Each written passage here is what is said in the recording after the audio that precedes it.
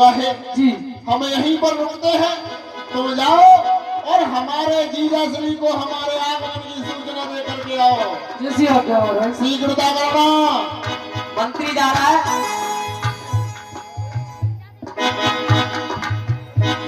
प्रधानमंत्री रुकम को जाकर ये खबर देता है कि बारात आ चुकी है। महाराज जय शंकर की। जय शंकर की। महाराज कुंदनपुर से शिषपाल जी का आगमन हुआ है। क्या कहा? शिषपाल जी बारात को लेकर आ चुके हैं। चलो शीघ्र चलते हैं बारात की अगवानी के लिए। चलिए महाराज। चलो।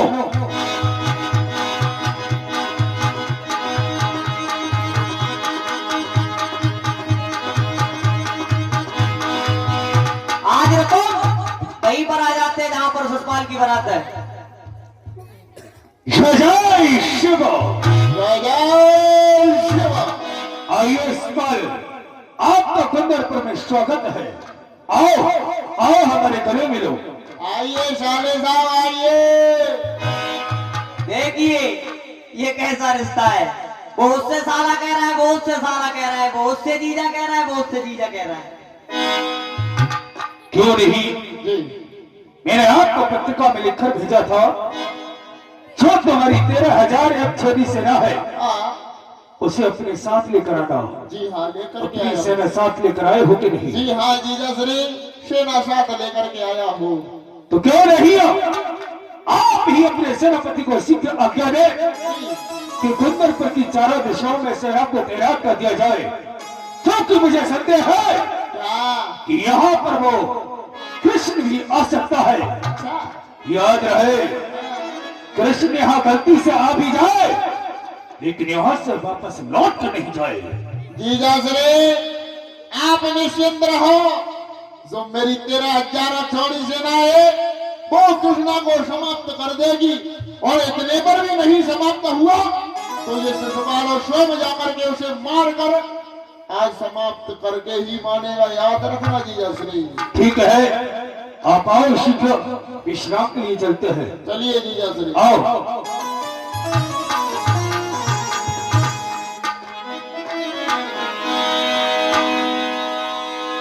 इधर शिषपाल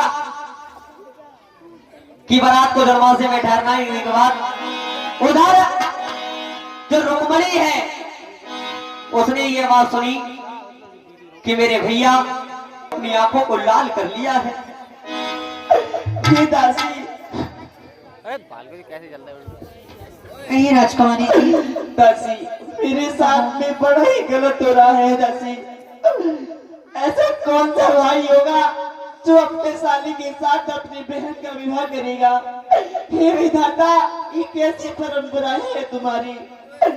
दासी मैंने तो अपने पति द्वारकाधीश को ही माना है, क्योंकि मैंने बचपन से उनको अपना पति माना है। और अगर मेरी बारात शिषपाल के साथ हुई तो मैं मर जाऊंगी, लेकिन शिषपाल से विवाह नहीं करूंगी। द्वारकाधीश। राजकुमारी आप धैर्य रखें। अगर आपने द्वारकाधीश से सच्चा प्रेम किया है तो वो आपको अवश्य लेने आएंगे। आप सिर्फ उनकी भक्ति करें, उनका चिंतन करें। हाँ दासी। ओ मुरली वारे श्याम तेरी दासी रही भुलाई रे।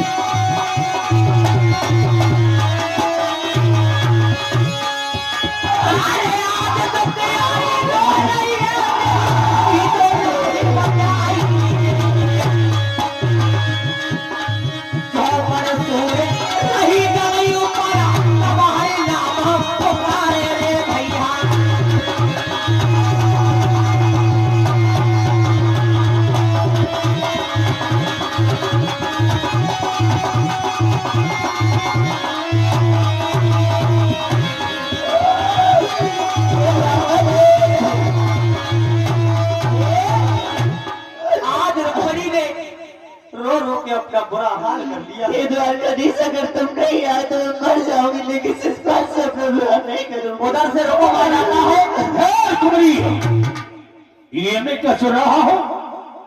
महिलाओं से रोने की आवाज आ रही है, क्या कर रहा है? भैया रोटी के सिवा मेरे पास बचा ही क्या है, क्योंकि आप ही बताइए ऐसा कौन सा भाई होगा जो अपने साले के साथ अपनी बहन का विवाह करेगा। भैया आप क्या कहा? तो तुम रो रही हो, तुम्हें ज्ञात नहीं है मैं इसमें फर्क क्या कर रहा हूं? क्योंकि शिशपाल चंदेली का राजा है, तुम्हारा विवाह उनके साथ होगा, तुम वहां की महारानी बनेगी, इसमें बुरा क्या है? भैया मैं सिस्ता के साथ शादी नहीं करूंगी, चाहे मेरे प्राण ही क्यों न चले जाएं। चाहे जाने भले से मेरी जाए ना नौकर सिस पाली निहारूंगी। चाहे जाने भली मेरी जाए ना नौकर सिस पाली निहारूंगी। ना नौकर सिस पाली निहारूंगी, ना नौकर सिस पाली निहारूंगी। चाहे जाने भले से मेरे जाए ना नौकर सिस पाली निहारूंगी।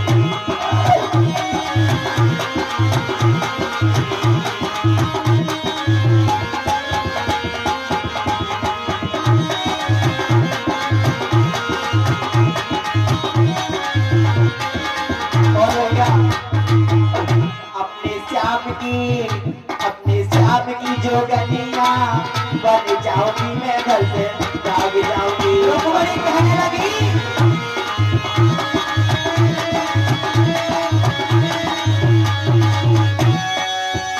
अपने श्याम की जो गलियां बन जाऊंगी, मैं घर से भाग जाऊंगी। अपने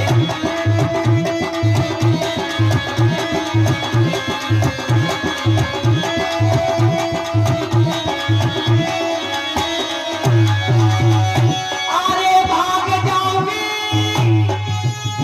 अरे भाग जाऊंगी भैया, भाग जाऊंगी। अपने मोहन की जोगिनिया बन जाऊंगी, मैं घर से भाग जाऊंगी।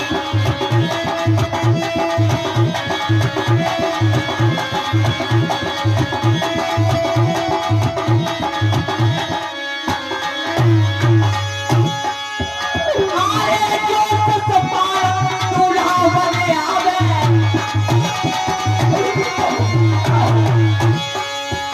अरे दूल्हा बने आवे, मेरे सैया बने आवे। मैं तो चेहरे पाएंगे से मर जाऊंगी, मैं घर से भाग जाऊंगी। मैं तो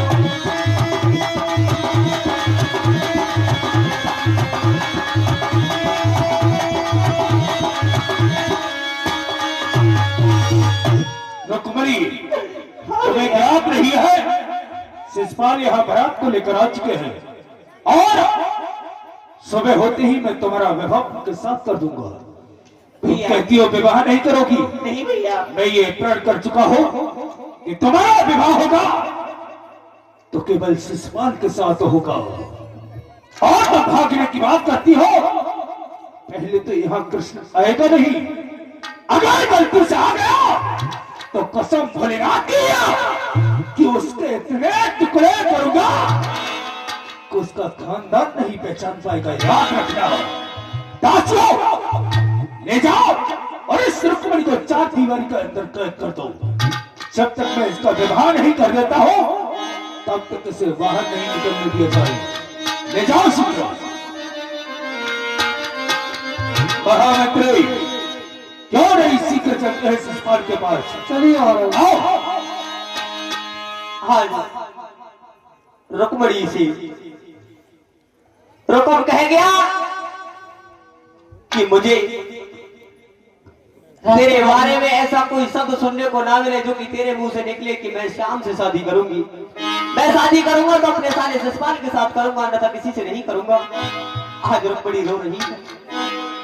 राजकुमारी, बहन आप बताओ मैं क्या करूं, ऐसा क्या करूं जो मेरी द्वारकाधीश मुझे मिल जाए, क्योंकि मैं जीते ही उस शिषपाल से शादी नहीं करूंगी, मरना मंजूर है, लेकिन शिषपाल के साथ विवाह नहीं करूंगी।